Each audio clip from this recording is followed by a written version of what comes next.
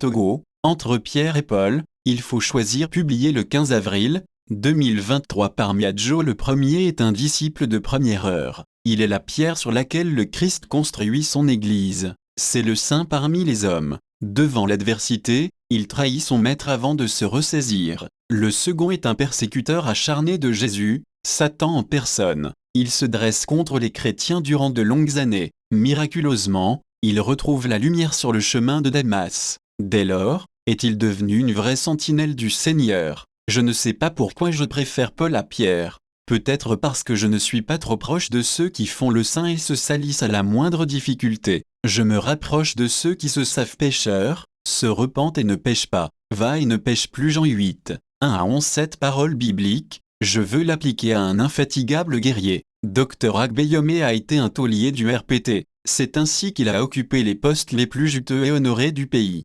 Malgré sa haute position, il ne m'a pas inspiré. Là où j'ai commencé à m'intéresser à l'homme, c'est à la Conférence nationale souveraine. À l'époque, la majorité de ceux qui mangeaient avec le général devenaient subitement ses opposants. Ils sont redevenus ses amis plus tard. L'ancien maître des lieux perdait de la hauteur et était en passe de s'écraser. Étonnamment, Agbeyome cherchait à le maintenir à flot. Il avait peur d'échouer et en pleurait même. Cette situation lui valait le sobriquet Avyome. Quand on lance une pierre, chacun protège sa tête, dit un adage éhué. Pourquoi donc cet adjahué ne se protège-t-il pas, pendant que toutes les grosses pierres pleuvent sur le baobab? La réponse à cette question est dans les valeurs et les principes. Agbeyome a défendu le timonier de toutes ses forces et contre vent et marée. Soucieux de la durabilité du parti RPT et de son mentor, il propose un changement de cap au sien. Dans chaque groupe, il y a les adhérents par principe et les membres par intérêt. Les intéressés du RPT combattent Agbeyome dans sa démarche au point où il est obligé de fuir pour sauver sa vie.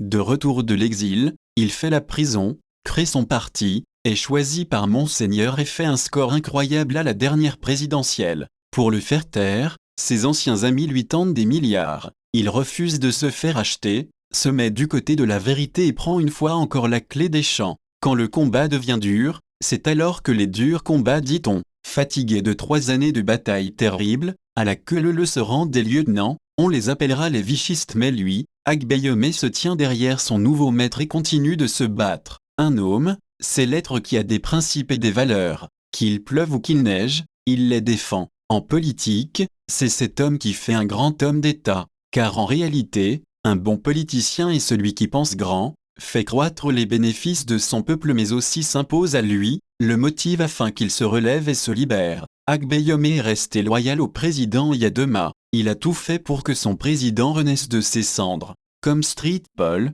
il est appelé de Dieu et a voulu partager cette bonne semence avec ses anciens amis du RPT. Chassé par eux comme un malpropre, il continue de suivre sa nouvelle voie, celle de la rédemption. Le salut, il le trouve pleinement auprès du Seigneur, par la voix de Monseigneur. Il est un homme constant et reste avec celui qui le tient par la main et lui ouvre les grandes portes de la reconnaissance. On ne peut aimer Saul, l'ancien pécheur, mais Paul, tous les pécheurs convertis ou non se reconnaissent en lui. De son exemple, ils savent que l'espoir d'un rachat est possible. Par la fidélité dans le combat, Dr Agbeyome redonne de l'espoir au peuple, qu'il perde ou qu'il gagne, il a déjà remporté la plus grande bataille, l'estime du peuple lésé qui lui vaut en même temps le double nom de Pierre-Paul.